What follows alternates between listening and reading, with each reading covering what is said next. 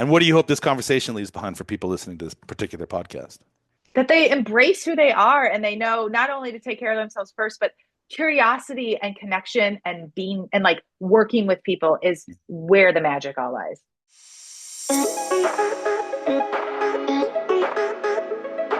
Welcome, Third Rock listeners, to the Branding Laboratory. I'm your host, Devo, Chief Experience Officer for the brand Storyteller and the Fusion Creative Brands. And each week, I have the privilege of speaking with extraordinary leaders and entrepreneurs who are reshaping the way industries work. These conversations go way beyond the surface to explore the core philosophies, the lessons, and the challenges that define the brands that we admire today. And one of the greatest rewards of this podcast is the opportunity to share the insights of some of the brightest minds in business, people who are passionate about pushing boundaries and redefining what's possible. And as I always say, the stories we tell are the brands we build. And this show is a testament to the power of that concept. Let's dive in. Every now and then, somebody walks into your world with a kind of quiet intensity. They're not loud, they're not flashy, but their presence really makes you lean in and listen and pay attention. And today's guest, Emily Schneider, is one of those people. She calls herself a visual storyteller. Hey, that's kind of like my name. But she's not just in the business of slide decks and telling stories. She's in the business of clarity and maybe even more, some courage, dare I say. There's something deeply vulnerable about trying to communicate your message clearly in a noisy world. It's what I've made my entire living on the last few years, is teaching people how to do that. But more so, especially as a woman, and I don't mean that as a slight, but women have a more difficult capacity or difficult job of sharing their message, I think, in a marketplace saturated with men. And I believe that, and it is what it is. But as an entrepreneur and as a creative in a business landscape, sometimes getting that message across with clarity, succinctly, and being able to share that message deeply and emotionally and connect with people is a more difficult opposition for many, including myself. So today I'm not really here to talk about presentations, which is what she does, and we're going to learn a little bit about that and how she helps individuals share their message using PowerPoints and slide decks. But I'm here to talk more about presence, the kind that you cultivate over time, the kind that you build through seasons of doubt and small wins and reinvention and quiet persistence and getting through to the other side. And that's really the journey that I'm interested in. What this podcast is all about is hearing from leaders, from CEOs, from entrepreneurs, from people who are in the trenches building a business, and the lessons they've learned and the failures they've had and how they've reversed that karma and that juju and created something that matters and something that has a legacy to it. And I want to invite you to listen in today, not just for what Emily does, but for how she sees the world and what her philosophies are and what it means to her to show up. And maybe that might unlock something in you. And that's the whole point again of this laboratory podcast, is to hear something in another leader's voice perspective that you might be able to use for your own life, for your own business. And that's why I do this show. So listen in, take notes if you need to. And this is the Brand Storyteller podcast. And I'm Devo. And this is the kind of conversations that I live for. Welcome to the show. Good to have you. Thank you. Thanks for having me. Yeah. So again, as we talked a little bit before, this is just a conversation. And I just want to learn a little bit about who you are. My listeners are mostly entrepreneurs. And the whole idea of this show, and it's sort of evolved. This is like the 112th iteration I think I've tweaked.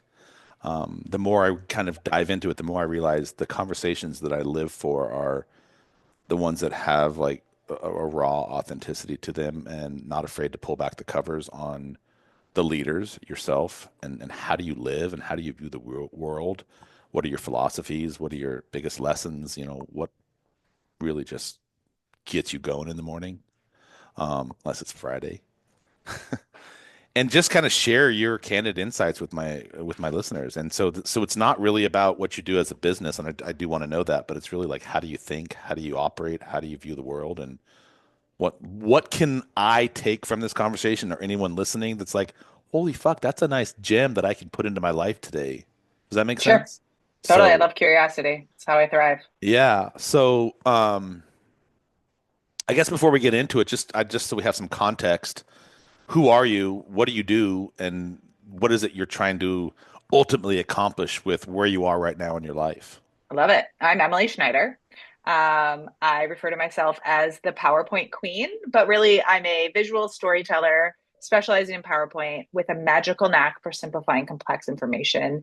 My brain just has a way of breaking things down to make them simpler so that I can understand them. And I realize that my creative curiosity and my emotional and empathetic heart combined with that design or ability to create things is a talent and a skill set that a lot of people need. And I can help articulate and allow humans to connect better. It's all about emotional connection, especially in this world and this crazy, chaotic, right, attention seeking economy. The ability to tell your story, especially in a business sense, so that your audience is engaged, they listen, they understand, and they follow along, can make such a world of difference for you as the speaker, as the leader, and for the decision makers that you're trying to inform. I like that curiosity, emotional output, storytelling. And you talk about storytelling visually, and you just talked about it in your little mantra there. Thank you. Well stated, by the way. But what do you wish more people understood, I guess, about how we present ourselves to the world, whether it's on screen or off? And how can the words curiosity, emotional, storytelling, all those things that you just threw out that sound really great, how can we sort of incorporate those and make sense of them in our own journey, in our own day-to-day sort of aspects of what we're doing? The first thing that comes to me, it's all about confidence, right? When you're confident in what you're sharing, when you're confident in your story and you believe in it and you trust it and you know it's good, the way you speak with people, the way you connect with people, which again, I think is a universal truth that we all want connection. It just resonates and it becomes this spark that illuminates that power. And so when you show up more confidently and prepared and ready to tell that, you are able to connect better and tell that story. And then there's this amazing neuroscience and data about how we process information, how we remember things, right? Data are just facts. When you connect it with a story and you add visuals, we're 65% more likely to retain information than just text alone, right? The way we process images is different than the way we process words. And so when you combine a confident thought leader speaking or connection or conversation with visuals that help you articulate what you're saying and kind of create, I like to use the term conversation conductor, like an orchestra has a conductor who creates this harmonious experience.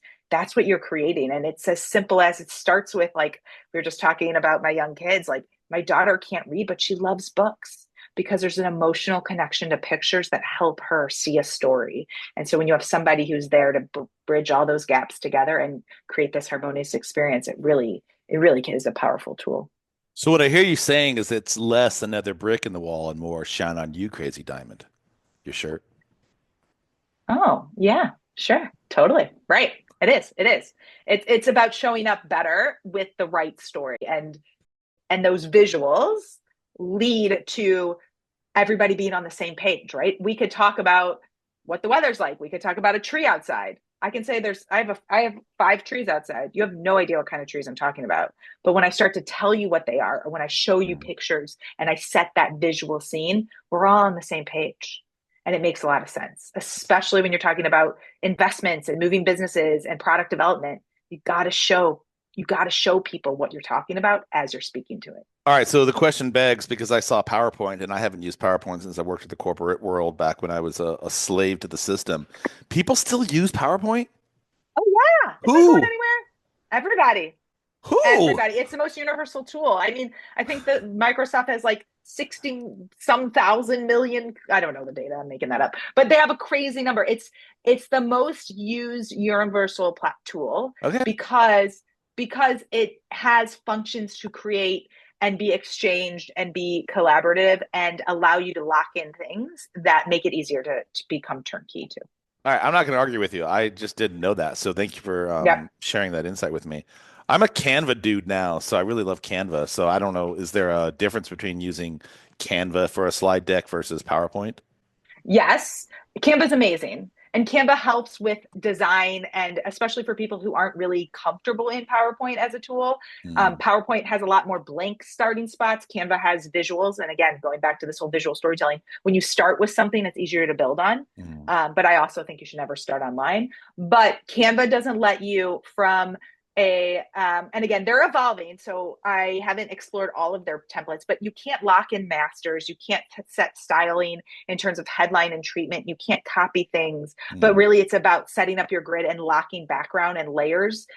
It doesn't have the same capabilities. The other thing that Canva is getting better at, but they're not as advanced, is the data and information and like graphic design ability, and the amount of control you have with PowerPoint and Excel is data. Canva is coming along, but they're just not there yet. You should put together a proposal and reach out to the CEO of Canva, who is a woman, by the way, and tell her you would like to help her start up and make that process more robust for them as a separate sort of add-on for their services where people would pay a little bit extra to have whatever genius you're going to bring to the table through their I love it. presentations. Like they like, yeah, like a customized, like I'm like their on hand Let's just designer. say you Yeah, heard it here, Emily. Let's just remember I where you love heard it. that. I love it. Was there a moment in your life? I always sort of look at my life, and since it's my show, I'm just joking. I look at my life, and I was like, "There's all these like pivotal moments that have occurred," and I used to. I'm only reflecting on this now, to be honest with you. When the last few years, I never saw those moments as moments when they occurred, and I wasn't really self-aware around them. And now I see them happen all the time. Like I'm consciously looking at, hey, there's a window of opportunity right now. Should I kind of entertain this a little bit more? But I never did that before, right? And it's Yep. weird. I don't know if it's just because I'm older and I'm wiser or more experiential. Maybe it's all of the above. But when you look at your life now, was there a moment looking back in your life that forced you to sort of reframe how you view yourself and your role in the world and sort of how you got to what you're doing now? Yes, but can I also say that like I feel like I've been seen and heard when you ask that question, because but I think that the reason why now you can look back, I believe I look back, is because I'm okay to be more vulnerable. Mm, And I'm okay to say what happened, what's going on, do I know this? mm, Versus when I was younger, that wasn't like a comfortable space. And so I wanted to show up being perfect or like knowing everything and be really good at what I did, versus now I'm more open to that experiential. And so I see the opportunities differently than having to show up and know the things, if that makes sense. I think it comes with weight, age, and wisdom. Um, yes, I feel like I could say three pivotal points in my career that made me do Well, that. Or I'm sorry to interrupt. Not just career. I'm looking for your life. And I must preface, I think everybody feels like when they're on a professional podcast, they need to keep it professional in the sense of their realm of their Monday through Friday day job. But I'm more interested in Emily as the human. And so, were there moments that occurred to you, whether they're personal or professional, that have really were pivotal for you in a sense of this is going to force me to reframe how I view myself or how I show up in the world. In my case, it was when I got divorced. It was like, for me, I had never really had any failures in my life in a sense of like just bad things happen to me other than my childhood. If you've ever watched any of my shows, I had a horrible childhood with my father, but I never had any like tragic moments. I was very successful. I'm very talented. I've always had a lot of success in what I've did. And then I got divorced and I was like, wait, this doesn't add up. Like, what did I do wrong? Because I've done everything right, and suddenly I'm not doing everything right, and I realized I wasn't doing anything right. I was doing everything wrong, but I thought I was doing it right, and so it was like this was a pivotal moment in my train track that was like, you can go left, you can go right, you can go down, you can go up. Which one are you going to do? So back to you. When you look at it from that perspective, where there's some moments that you now reflect on, like, holy shit, that literally has kind of brought me to where I am today. yeah, totally. And I guess I shouldn't say career. It's just my life, right? My sweet 16. The first thing I ever actually tangibly designed, I remember vividly the room, the paper with the dots that you had to line up to put into the printer that then you ripped apart. I remember showing it to my parents, and I remember their smile and the way I felt that I created something, and that appreciation and the power of how my confidence grew and their appreciation of it. Why was that so epiphanal? Is that a word? Why was that so impactful for you? Because I made something that, again, words that I can have as an older adult. I made something that made somebody feel something that I then actually also felt the emotion. And that, as somebody who is such an emotional, heartfelt, forward thinker, it changed the way I wanted to appease people. It changed the way I wanted to help people. And then everybody showed up and I think they had a good time. And so I noticed how good I felt when I helped somebody else smile big. And it changed the way I showed up in the world and it changed the way I talked to people. That was your Sweet 16 celebration? You got to Mm-hmm. put paper in a printer? Mm-hmm. Wow. And Okay. design it, right? It was very questionable fonts, terrible, colors, like all the good things Fair that come. enough. All right. What else? You said there were three. Well, I guess so. There, I'm going to add a new one in, so I have four, but we can talk about three. In college, I went to University of Kansas, and I knew I wanted to be in graphics at that point, right? I was like 10 years later, or not 10 years later, whatever it is, 8 years later, and I got in, and in order to get into the graphics program, your first year of college, you have to take like these design 101 and drawing 101, and then at the end of the year, they do this portfolio review, and they decide if you're in the program or not, Oh, wow. and not everybody gets in it. And I loved art, but I was never the best in my class. I didn't, I like could do things and I had a good creative mind, but my art growing up was always dance as my expression, not like fine art. But there was something about the computer graphics that I like, I knew there was, I knew it was really fun there. I liked, like, anyway. Um, I was also not the best in my class. And I remember we had a lineup and there was a group of four girls that like we were kind of close with that year. And I didn't have to have a portfolio to get into the art school. I had to get through this core, this phase in order to get through to the program. And I totally remember that day. Obviously, it was like all anxiety ridden. Like you take your whole year of work and you show it. Like you have to put it on display and the teachers review it for hours. And then you line up and one by one, you go in, and these four professors tell you if you got in the program or not based on that work. And I was so nervous. I kept going to the back of the line, kept going to the back of the line because I was like, I don't have the grades. I would show up and the way my feedback would get in classroom, the way the reviews would be, the way I worked so hard. And my professor, Andy Witzak, looked at me and she's like, you by far, not, she didn't say it this way, but she basically said, you are definitely not like you're not at the skill set that you need to be, but your work ethic, I have no doubt that you will make it through this and you're going to be a great designer. And that changed my belief in myself again about being perfect, showing up, giving it my all. And here I am now. I made it through the program. I'm always fascinated by work ethic over talent, talent over work ethic. Yeah. If you had two things, all things being equal, and you had somebody who had greater work ethic or someone who had greater talent, who are you going to pick for your team? Work ethic. You can teach talent. You can, if they're open to working hard, being curious, being a collaborator, listening, growing, training, they'll figure it out. I tend to agree with you. I'm coaching my daughter's high school lacrosse team right now. Not that I know anything about lacrosse, but I'm a student of the game, so I spend a Mm-hmm. lot of time figuring it all out. And I'm happy to say we're about to have in the history of their lacrosse, of all their high school sports teams, the first time we are potentially going to go 500 for the season and finish 8-8. So I'm really excited about that. But I always sort of look Congrats. at coaching in the same way to answer that question. Do you take someone who's really talented or do you take someone who's really works hard and less talented? And can you create that? And there is that fine line. I don't disagree with what you said, but there is something to say about people who have God-given talent. Now, how can you take that God-given talent and turn that into someone who has work ethic? And I think you can, but I do tend to agree with you. I would rather put people in positions on a team, whether it's in my business or on my sports coaching, that are willing to put in the effort and the work and be coachable. That's what I tell my athletes. Yeah. Be coachable, man. Like you don't have it figured out. Look, no matter how good you are, you don't have it figured out. So, anyhow, sorry, a little But sidebar I there. think that's where, like, if you have the talent, it comes to like there. It's not just talent or work ethic. It's your personality too, right? Like if you have talent, but you're open and curious to being able to learn, that's different. But usually those work ethic people are more open and curious, and the talent people have an ego and they're always right, or they know what they're doing and they don't work hard Yeah, because it comes naturally, and that reflects differently. yeah. How can we all be like Michael Jordan? I just finished watching the Netflix series on Michael Jordan. Have Exactly, you seen right? that? Have you seen that show? I've seen part of it. I'm narcoleptic, so You have it's to go passed out through for it. free It's time. phenomenal. And I knew this about Jordan because I grew up watching Jordan. I've always been a Jordan fan. But the work ethic that this dude has apparently is like unlike anything on the planet. So I always tell everyone like, be like Michael Jordan, be like Mike. Um, Yep. every entrepreneur, and it includes just every human in general. I shouldn't say every human because I know some people who still haven't woken their asses up. But everybody sort of has this moment where they had to let go of what they thought they were, what they were supposed to be, or what somebody told them they were supposed to be. And in my case, I've let go of a bunch of shit. It was there like when you look at your life, what is there one thing that you had to release to sort of step into this version of Emily that we now see today? Yeah.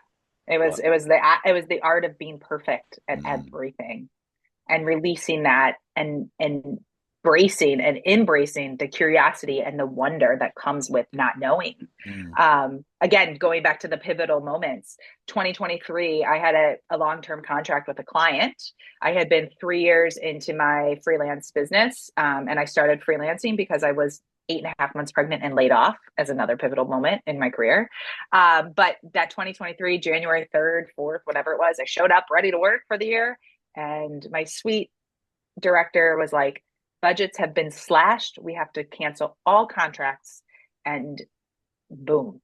And it put it, my whole year, that was like the worst year I've had as a freelancer, but it was the best year I had as a personal growth because I got curious and I started, and I was like, it was the first time I started telling people what I did, that I was available for work. I had this ego before that I don't want people to know as a freelancer that I have availability. Like, what the F?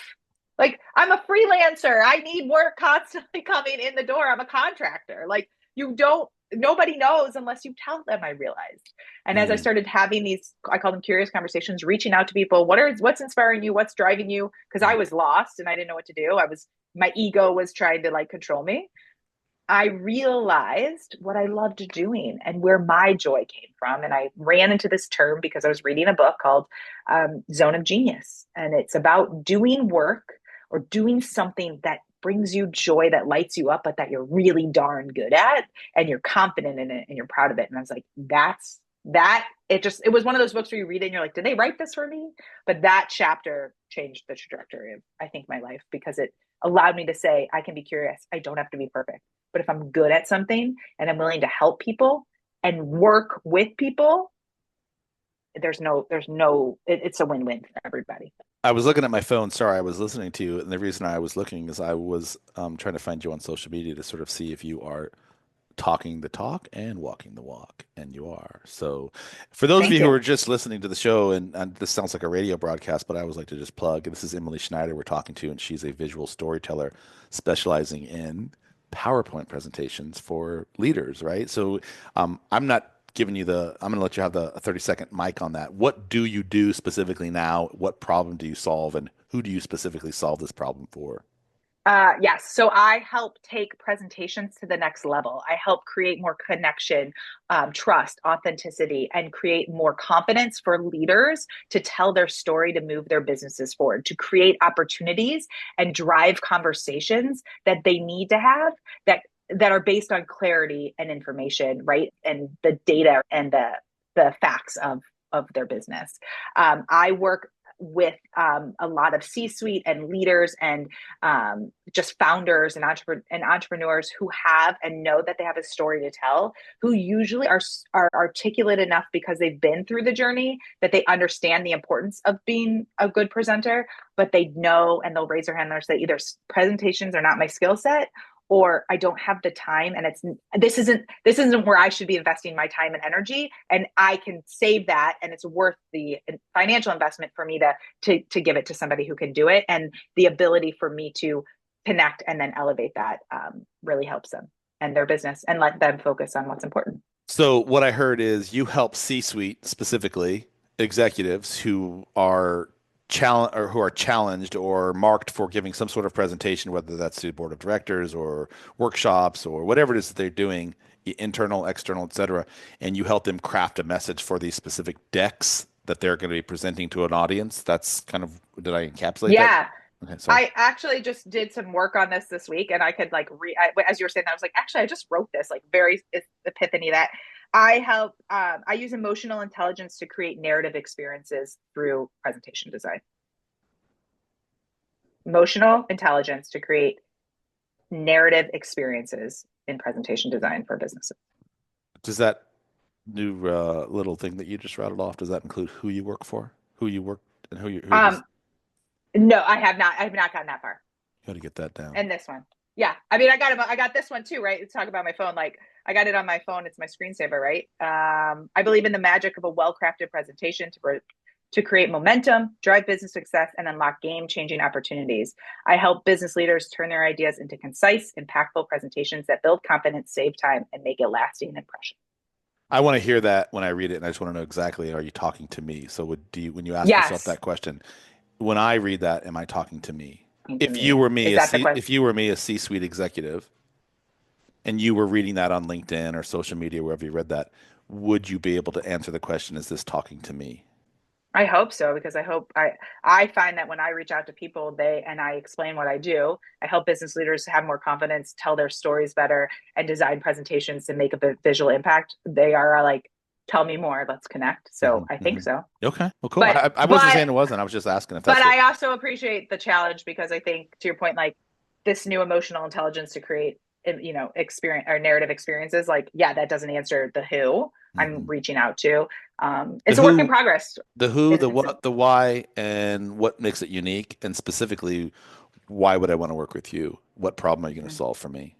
mm-hmm. And I heard this really great maxim many, many years ago, and I'm sure you've heard it many times. And I tried to tell this yesterday to somebody, and they're like, "You're calling me stupid?" I was like, "Maybe I should be calling you stupid, but KISS, Yeah, keep keep it it. simple, stupid." I like to understand how people think. What are their beliefs? I tell all of my clients, if you don't understand your values, then you're just basically walking in a blind fog. Like you have no direction where you're going. So when you look back at your trajectory, and so you used to work in the corporate world, is that what I'm hearing you say? Exactly. Yep. I worked in marketing. Are there any specific beliefs that you were raised by your parents that you've had to unlearn now as a business owner, as a mom, as a CEO of your own life? I would say I am unlearning the idea that I need to put everybody else before me. And that those boundaries to say no are actually super protective and make me a better person in all of my roles and in all of my positions. And I'm also unlearning the idea. So then it's always not the idea that I'm always right, but like unlearning. I'm learning how to be a better listener than just Hmm. a talker. I think this whole idea of putting other people before us, it sounds good in theory. And I do love the whole idea of like your business should be a serve first philosophy. But as it pertains to you yourself, you can't forget about who you are in the journey.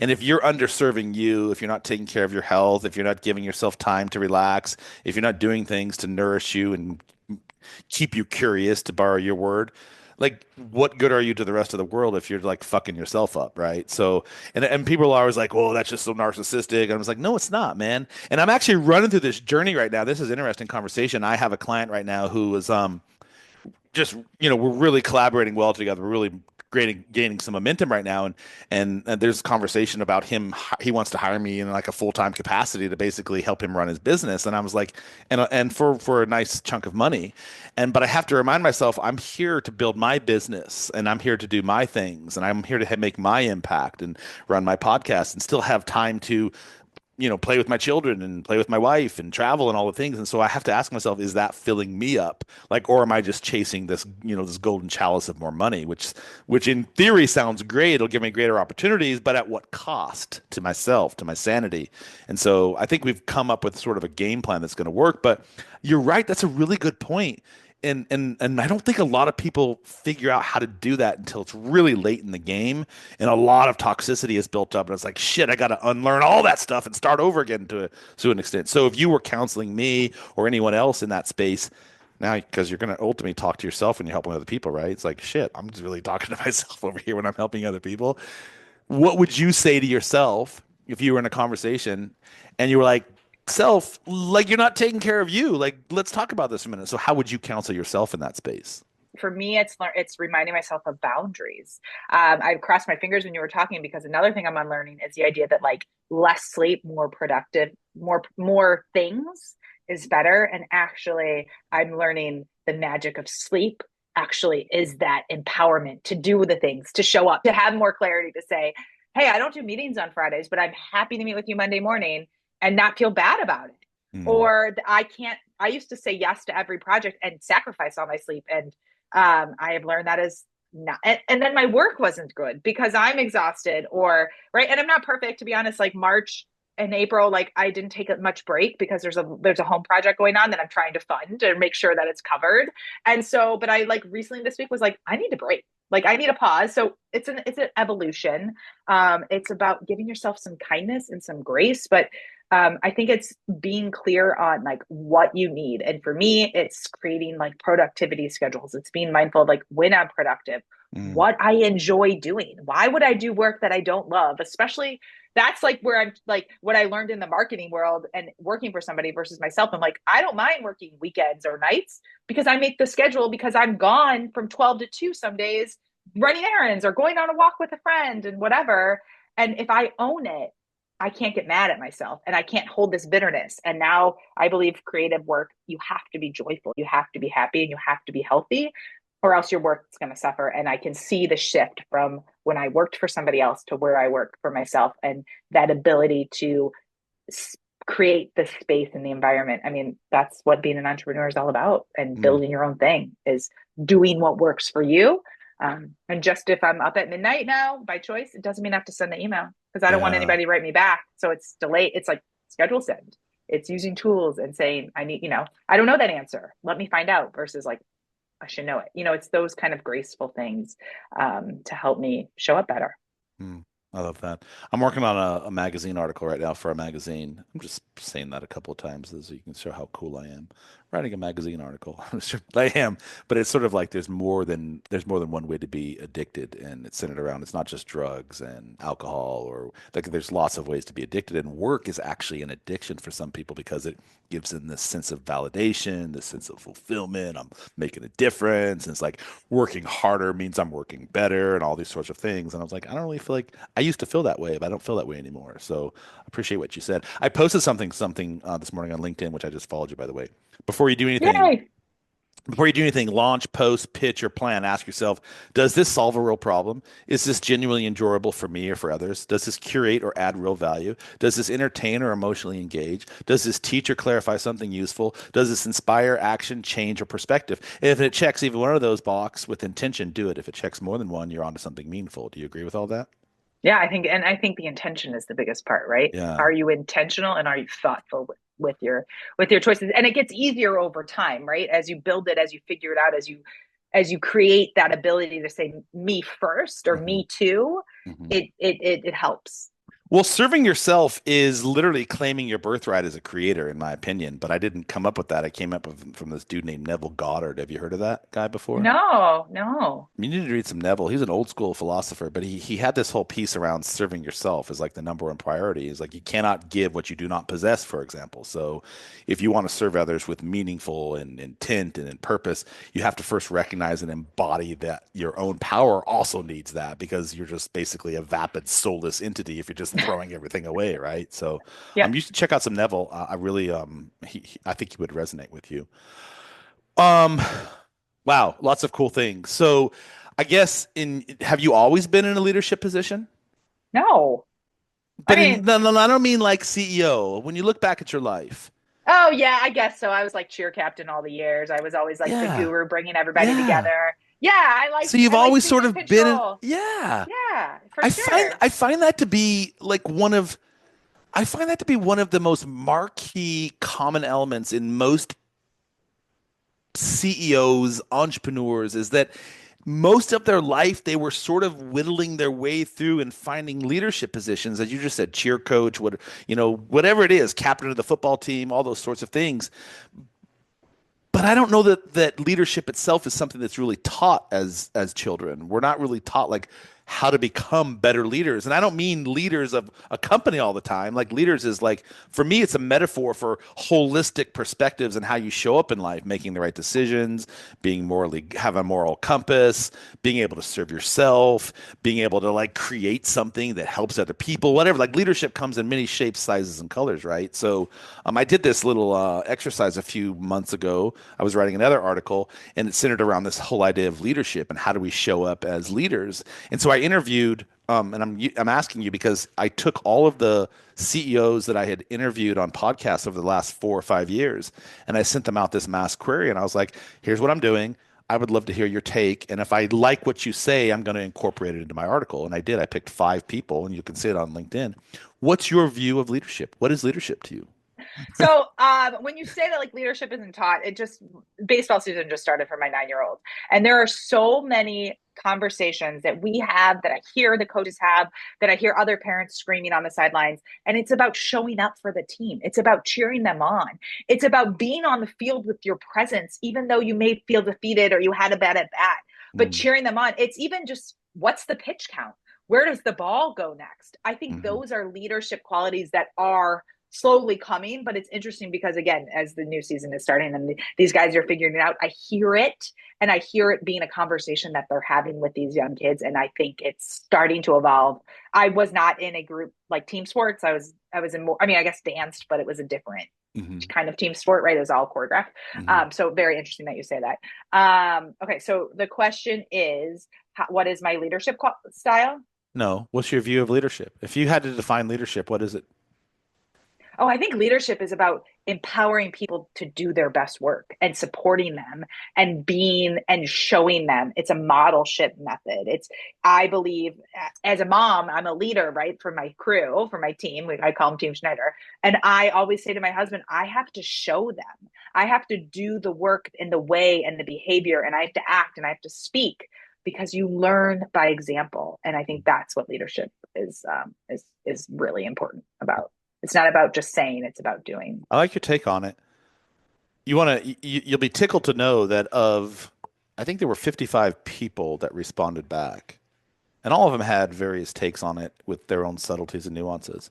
But at the core, I believe every single one of them was this whole idea of serving other people first and empowering other people first and being sort of a beacon, a light, a guide, that sort of stuff. And I don't know that I always viewed leadership as that way. It's sort of been a becoming, if you will. And you used that word earlier in one of your statements. You said becoming, I'm still becoming. What part of your life, your business, your marriage, your parenting, which by the way are all sort of constructs of who you are, right? What parts of those are still in the process of becoming? All of them. All of I them. haven't arrived. It never I'll stops, never does it? arrive. No. And then when you get there and you're like, this is amazing. I love celebrating wins. It's what's next. What do I want more? I actually had a conversation with somebody at the end of last year. And I said, what do you do when you keep hitting your goals? Because I keep hitting goals. And it's the same idea, right? Okay, I did this. I got here. Like I set this future thing and I got here. Now what? But it never stops. And that's what I love because you can get somewhere and you get to this plateau and you have this whole new perspective and you have to challenge yourself differently. I actually have these conversations weekly with my health coach because I've been on this journey for 5 years and where I'm challenged or what I see today is very different than when I first hit my goals 5 years ago. Mm. But my perspective is different. My mindset is different. And so I show up different and I keep having to elevate, even though sometimes I'm like, why does it seem shouldn't I already be here? And it's like, no, you're never going to be there because now that I know this, it's like once you know, you can't unknow and you have, and that's like part of, I think, my leadership style or just my innate ability to my curiosities. I just want to keep going. It doesn't Mhm. end. And even though I love checklists and task Mhm. lists, even when I check them off, I create the next one because Mhm. it feels so good to keep. I love that word becoming, and it's kind of fantastic. I'm in the process right now of really one of the, I don't really call it a goal, but one of the things I'm really trying to uncover is sort of the meaning of life, if you will. Like, and I don't mean that to be like cliche or cool. I'm just like I'm very curious about this whole idea of who we are and why we exist. And it really, the stuff that I'm going down, which is where like Neville came in and a bunch of other spiritual teachers in my life right now, is this whole idea of becoming, this perpetuity around becoming something, and this whole idea that we're just energy vectors that are just sort of living a life, and in the process of living this life, we are becoming who we are meant to be, whatever that is, and that's different for everyone. And it's this whole idea that our consciousness, like not our physical bodies, but our spirituality, our consciousness, it's ever becoming and it never stops. And like, but the one thing I have to be careful about is that in the process of ever becoming, there is that didaction of acquiring and creating something for the wrong intent. Does that make sense? Mm-hmm. And so I'm always like, okay, I will take this job and it's going to make a lot more money, but is money the end game for me, or is it having more money so that I have more resources so that I can do bigger things for other people? And I'm not trying to sound like, Mother Teresa here. I'm just saying, like, how do we manage those two buckets of becoming and acquiring? I think it's like this balance of like, I personally take the approach of like, does it feel right now? Like Mm, now, what is the right choice? mm, Because I also, as I'm becoming, am okay to say that doesn't work anymore and I mm, need to pivot. Or I know this, I got here. Actually, that's like, I need to go this direction. mm. There's one quote as a recovering perfectionist is if I'm perfect at anything, it's never giving up. You've talked about this perfection piece a little bit. Let's explore that. Let's lay down on my sofa for a minute. Close your eyes. Yeah, I love This it. This is like therapy. this whole idea of perfection and imposter syndrome and showing up, is there a void in your life somewhere when you were younger that you sort of had this identity crisis around how you show up and who you are and what you are and all the things that you kind of have developed this view of what perfectionism and I believe perfectionism and imposter syndrome, by the way, go hand in hand, and I'll explain that in a minute if you don't agree with me. So back to you though. I think it totally is from my childhood. And again, it goes back to the idea of like, I always wanted to appease people. I wanted others to be happier. And I wanted to show up as this spirit or as this Mm, energy, whether it was creating something, whether it was being the most interesting person in the room. I used to think that I wanted to stand out. And now I don't need to stand out. I just need to be me. And my curiosity and my heart actually are what differentiate me, not being different for different sake. It's being different because I'm me. But yeah, I was always nervous. I wasn't cool enough. I wasn't popular enough. I didn't hang out with the right people, right? That idea of showing up to serve others first mm, and be there and be in the right spot at the right time. And if I missed the mark, everything was messed up. And again, now it's the idea of like, okay, I did that. Now what? How do I build on it? How do I like, okay, that was wrong. That's a wrong turn. Like sometimes I've taken on projects that are wrong and I've gone to the client and be like, you can have it because mm, this isn't right for me, right? You can mm, have all my work. I also like create no transparencies. There's no gatekeeping anymore. mm. And that has helped my perfectionism and anxiety. I think comes those two go together too for me. Yeah, I love what you said. I truly do believe that perfectionism feeds imposter syndrome because if everything you believe, if you believe that everything you do must be flawless, you're you're kind of setting yourself up for this to constantly fall short of this impossible, inevitable standard you've created for yourself, right? And when you inevitably fall short, sort of like they just sort of like they add to each other because perfectionism, as we know, is like there's no such thing. Like it's impossible. You have to keep. We just talked a few seconds ago. We're like constantly becoming. For me and I'm just talking from my perspective because I had to deal with this many years ago. It reinforced my belief that I was fraudulent in some way, shape, or form, and I was just faking my competence. Does that make sense? How I'm explaining that? Totally, totally. So two things. So one, I also believe like now I'm starting to say like why what I think is perfect, right? Or like people say like how's work going? How's your day going? I'm like, well, you're asking me, right? So I'm going to give you my point of view. It's great. It's good. Like it's all personal. Yeah. What I think is perfect, nobody else knows. Yeah. But I used to And also they think might to not give show a fuck actually as right, well. right. But to your point, yes, I used to want to be perfect. So example, I showed up at client calls. I didn't want them to have any feedback. I wanted them to love it because I wanted like, that experience, right? That like, oh my God, she's amazing. She's the hero I needed. Mm. But what did I do? I showed up and I actually, yes, I was an imposter. I felt like, oh shit. Sorry for Mm. cussing. Like, what happens if I didn't do it right? Or Wait, I you got, said sorry for cursing. I've dropped like four F bombs. We oh, good. I didn't Okay. even notice. Okay. Okay. But like, what happened? Right. Like, and then I show up and then they challenge me and I can't, I want to be the expert. I can't say I don't know this. And now I'm putting myself in this space to like panic, Yeah. to figure it out, not freak out, but to figure it out. But what I learned is that if I show up and I say, let's work on this together, you talked about community and not doing it alone. Do you know how much more powerful concepts are? Anything when you Mm-hmm. open the ability. Again, I said I wanted to be a better listener. When, okay, I have this idea. What do you think? Let's build on it. Or even if they throw out something, you're like, that's kind of whack. It's still going to make your work better. Like it doesn't. No ideas anyway. So I think there's like this combination of the perfectionism is something I created myself inside. Nobody has any idea what it is. Why did I think I need to show up like that? But also, let's do it together because there's so much more power. Like we're so much better together. That's the power of social media. I love social media for that reason. I have a love-hate relationship with social media. I hate it because I have Sure. kids, and I hate it because it consumes a lot of time that find myself, what the fuck? I just sat there for 45 minutes scrolling for no reason whatsoever.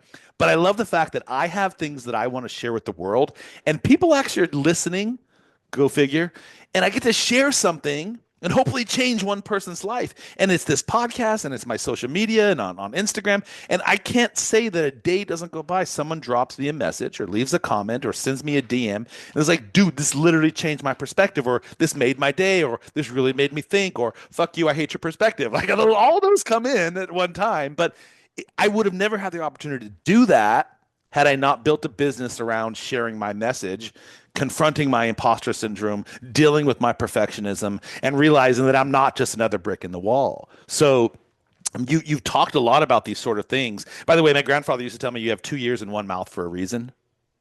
Oh, And I was like, all right, because I I'm a, like yeah, that. I know.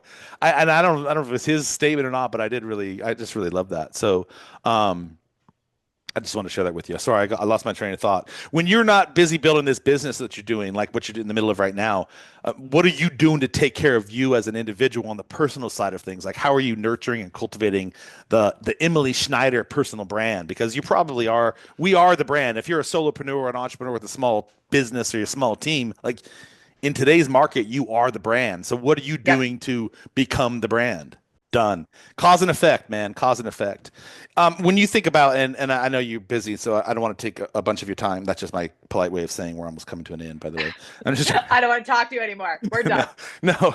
I love to sort of talk about this whole idea of legacy, and people are always like, the first time I've ever, there was, no, sorry, let me back up. Sometimes when I talk about this idea of legacy to people, they're sort of like, that's really vain for you to consider that. And I was like, dude, I'm here for a reason. I don't really know what that reason fully is yet, but I didn't just come to this planet to live this vapid existence and just whittle away into the crowd of nothingness, of the nothingness ether, whatever the hell that is.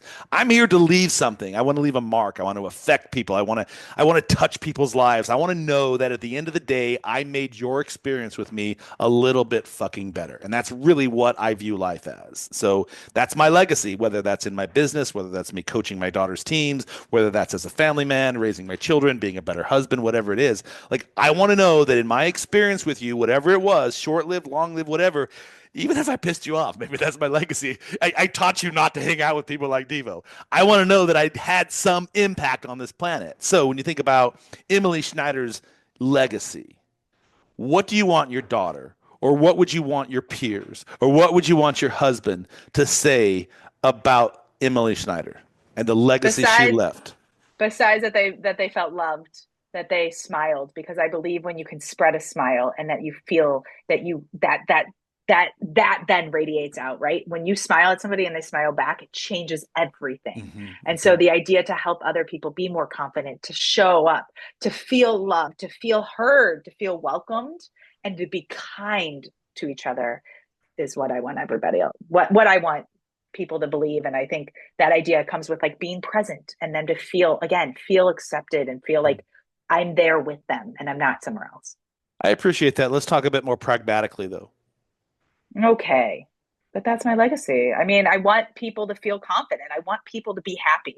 I just want them to do what makes them happy. And if I can help them make their life easier, and make them and help that ripple start to make them happier and easier and be more focused in their life, that's exactly what I All want. right, I accept that. What do you want people to say about you then when you leave the room? You just dropped this podcast for an hour with me. You just gave this marquee presentation using your PowerPoint slides or your new Canva slides that you're going to help create thanks to Yeah, me. yeah. What do you want people to say when this presentation is over, when this podcast is done, when you walk out of the room? What do you want people to say about Emily Schneider? That was so fun. I'm so excited and I'm super inspired to try something and to get curious. I love that. And what do you hope this conversation leaves behind for people listening to this particular podcast? That they embrace who they are and they know not only to take care of themselves first, but curiosity and connection and being and like working with people is where the magic all lies. Well, I really appreciate your time. And for those of you who are still hanging on for the hour and 2 minutes we've been on this show, if this conversation slowed you down just for a minute, good. Happy for that. That was the point of it, right? Because in my opinion, from my perspective, the world doesn't need more noise. Even though we do have two ears, I do think that it needs more women in particular and humans in particular, like Emily, who are building something quietly on the side, on full time, whatever it is you're doing, that with intention and with this whole idea of like being fully awake and self-aware around it, and sort of with the eye on the prize of affecting other people. I think that was sort of my takeaway from the show, is that in the karmic loop of this life we're living, everything centers around the cause and effect of what you input is your output. What is your Yeah. cause is your effect. And so whether it's building a business or being a father or being a mother or being a husband, whatever other things, there is always a cause and effect to how you show up. And you always have a choice in how you respond, right? So how are you going to respond to that? So anyway, I'm Devo, and this has been the Branding Laboratory with Emily Schneider, my guest, the PowerPoint guru. I really appreciate you all taking the time to join us for this hour. And Emily, any closing thoughts?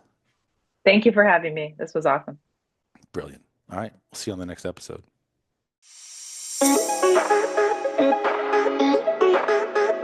Thanks for tuning in to the Branding Laboratory. If you enjoyed today's episode, be sure to subscribe and leave a review. Connect with us on social media for more branding tips and insights. And remember, your story matters. Until next time, keep building and sharing your unique brand story. I'll see you soon.